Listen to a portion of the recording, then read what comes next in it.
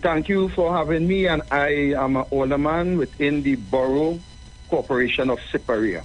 Siparia. Thank you very much for the Thank you, Mr. Roberts. Thank you. So, folks, we have Alderman Victor Roberts, a senior member of the UNC. I think he's also a lifetime member of the UNC. I heard him say that.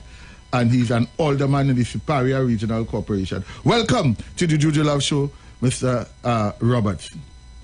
Thank you. Right. Mr. Roberts, judging from how you responded there, it appears that you were listening a bit before we actually communicated. Yes, I tuned in about 5 minutes ago, and I was listening to your program. Right. Mr. Roberts. Very interesting. Very interesting. Mr. Roberts, are you and Kamala on speaking terms? Yes, we are. Have you, within the last month or so, and given your stance, publicly speaking out, have you discussed your concerns with the opposition leaders since then, or things continue to remain as is? Well, we had discussions prior. I had discussions with all the deputy leaders. A matter of fact, I had a discussion recently with the leader, which can be about 2 or 3 weeks ago. So we are good. We are good. Everybody, as far as I am concerned, we are good. Have you discussed with the leader and the deputy political leaders the position that they have taken with respect to yourself, Rambali, Pare, and Haynes, that you are agents of the People's National Movement? Did you raise that issue at all with them? Well, I did not raise that issue, because as far as I am concerned, that issue, it's utter rubbish. So I am an individual that doesn't waste time with things that doesn't make much sense to me. I took a position as a result, a democratic position, as a result of our party's constitution, which states that election must be called when election is due, which was a mantra of the late great Basdeo Pandey. And I dismiss, a matter of fact, I really doesn't, old talk and thing really doesn't bother me. And if you follow my program, Facts Not Fiction, you will realize that even negative comments and all that doesn't interfere with my intellectual process. I dismiss those things. So we took a stand as a result of the constitution of our party, and we stand by that. Mr. Roberts, we have heard the leaders say that there are 2 by-elections that must first come off, if any, before the NATEX election. And we sent to the deputy political leader, DP Mr. Lee, that seems to us to be another variable, another cog in the wheel, as it will, of the UNC NATEX election, which we are being told by senior members of the UNC that it's not going to be called. What are your thoughts in response to your leader, that there are 2 by-elections that must first come off before NATEX is even going to be considered? So let's back that up a little bit. Let's back that just a little bit. In 2010, when my leader challenged the then leader of the UNC, we actually had a general election in that same year. Not a by-election, a general election. And so the party went into this internal election. The party came out of that internal election, and the party went on to win the general election. Now, as a result of the 2 by-elections, which the Prime Minister has not yet put a date to it, my position is, whether we have 15 by-elections, the constitution of our party must be adhered to, and going forward, that is what I am interested in, because you see, we cannot be preaching democracy. We cannot want to hold the PNM account as a result of democracy, because I know you folks can clearly remember when I went to President House with that coffin, mark democracy dead. And my intention was to highlight, and that came after the whole fiasco with the Police Service Commission and the interference and so on. The point I am making is this. If we hold the PNM, if we want to hold the PNM account to the democratic process of this country, we must lead. We must lead by that said process. So I am not moved in any way by thoughts or expression that we have two by-election, which is in fact we do have two by-election, but two by-election would not interfere with the internal process of our party. And that's my position there. Mr. Roberts, Deputy Political Leader, Member of Parliament for Oropouche East, Rudal Mulinal. He's very familiar with you, not so? Yes, of course. He knows who you are on a name-first basis, I would want to think, right? Well, I think everybody in the party and the country is quite aware who I am. Right. So here's my question.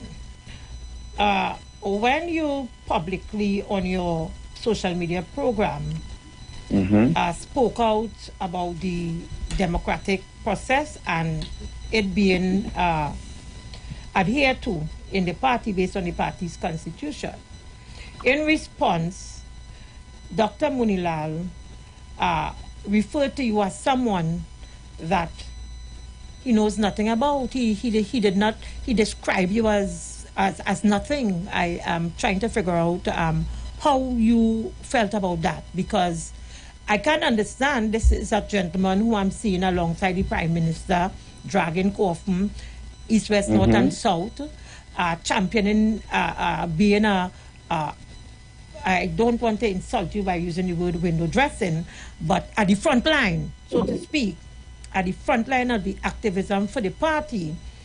And he watched at you and describes you, to my mind, in a racial undertone as nobody, similarly to how he addressed David Abdullah, who was a major player in the Faizabad Accord. But when, similarly like yourself, there was a disagreement, Munilal dismissed MSJ saying, and David Abdullah, he could take, party membership and go. How do you feel about, as a black man, in what is considered to be a Indo-based party, and he's very familiar with who you are and your activism, the work that you are doing, and all the man for the party describes you as nothing, as a nobody. How do you feel about that? So let me answer it this way. In life, sometimes Alzheimer's step in, or sometimes people bipolar. So that statement from Dr. Munilal doesn't move me in any way. You see, but does it concern you? It doesn't move you, but does it concern you? Because you have to understand, Mr. Victor, I hope we can dialogue. You have to understand that the African aspect of the UNC counts for something. Rudal Munilal, to my mind, when he dismissed you in that manner, as though he doesn't know you and he doesn't recognize you or who the hell you are, he is not showing respect, as they have traditionally not shown respect for the African aspect of the UNC, and that, to my mind, is why they are where they are today as a party. So even if it doesn't bother you as an individual, it doesn't hurt you, doesn't injure you in any way, are you not concerned about the dismissing of the African voice in the party? Well, Dr. Munilal cannot dismiss my voice. And coming out of that, you see, Dr. Munilal will use whatever strategy that is available to him to detract the real position. So, in the party, I am an African person in the UNC. I have been treated with great respect in the UNC. I also give respect in the UNC. And as it stands, as it relates to our call for that internal election, there are those who may have agendas who will willfully want that election to be postponed. But there is also those of us, African and East Indian, in the party who will stand up and ensure that the constitution of the party is adhered to. So Dr. Munilal's statements, as I said before, it it bears absolutely nothing. I consider that as hot air coming out of Dr. Munilal's mouth. Mr. I Roberts? have considered, let me just finish. Yeah, I have considered Dr. Munilal in the past to be a lion. I have now reduced that to Dr. Munilal simply being a house cat. That is my position. So my expression could also affect him, or he could take my position in the same way that you are suggesting. So that pays, actually it pays no bearing on my thoughts, my inner pattern, my feelings, because I'm a person that I doesn't let feelings get in the way of reality. Mr. Roberts, I know this is a rhetoric question, but are you and Dr. Munilal on speaking terms, sir? So let me say this. I went to the Monday night forum Monday, and I greet Dr. Munilal just as every other MP, Ms. Khadija Amin and others, as I accustomed.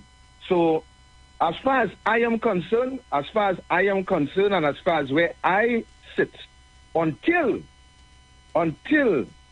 something different is uttered to me in relation to our communication, in relation to our position in the party, then I will remain as I remain, say what I say, stand by what I say, and that is my way moving forward. Mr. Roberts, dyslexic and bipolar, in reference to Munilal, please elucidate, because we want the country to be clear as to your reference to Dr. Munilal with the term dyslexic and bipolar. Please.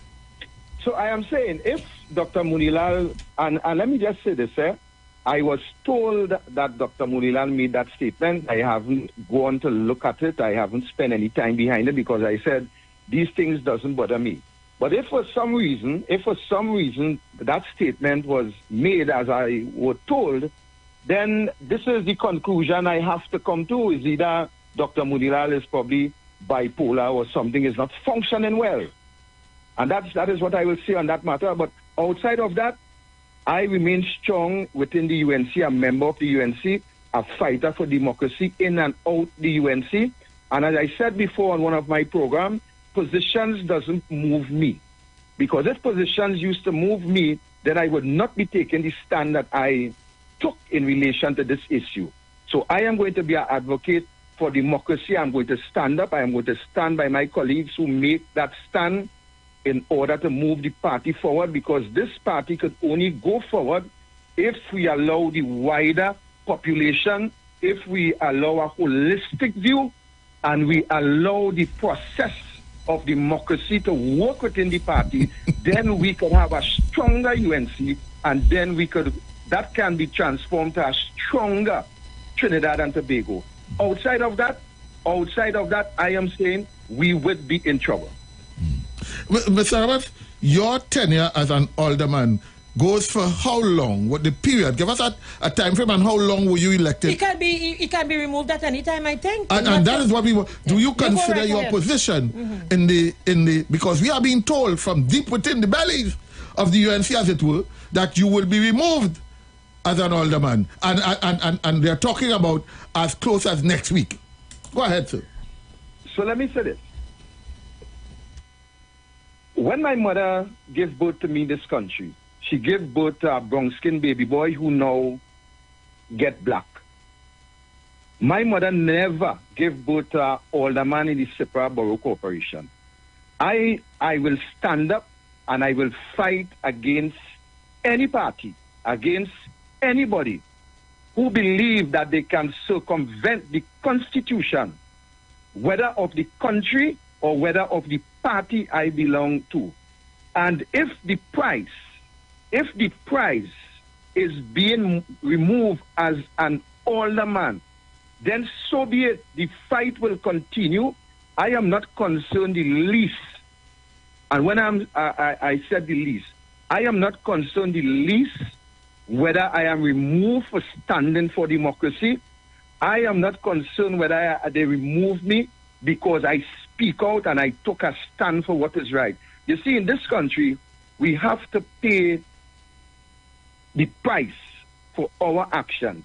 And we must be able and be willing to make up our minds to pay the price if we do something wrong, and we must be able to pay the price for standing up for the right thing. In this case. So based on what you said there, I want to ask you now, are you paying the price for dragging the coffin all over Trinidad and Tobago, Mr. Roberts? Well, I am not paying any price. As I said before, the coffin was my decision. As a matter of fact, the party wasn't aware of where I was going, because I stated that I did it as a activist of this country.